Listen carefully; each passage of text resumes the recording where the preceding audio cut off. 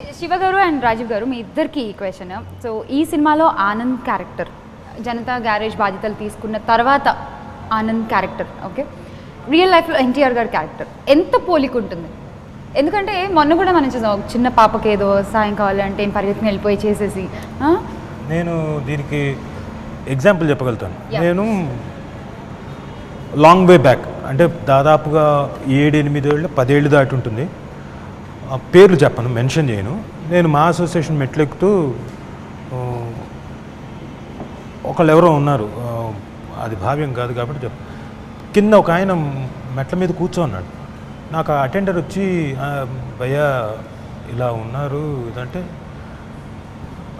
సరే నా వైపు నుంచి నాకు తెలిసిన ఫ్రెండ్ సర్కిల్లో ఇన్స్టెంట్గా ఫోన్ చేస్తా తరక్ ఇలా ఆల్రెడీ చేసేస్తున్నాం, ఆల్రెడీ అప్పటికే అయిపోయింది.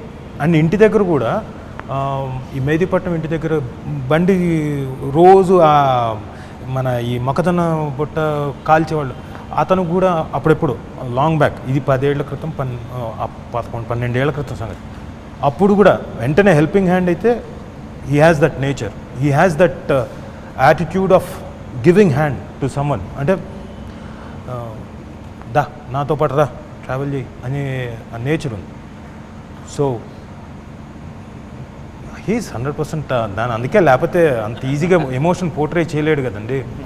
ఎందుకంటే ఇప్పుడు ఎక్కడైనా ఒక పాత్ర చేయాలంటే ఎక్కడో చోట లైన్ కలవాలి.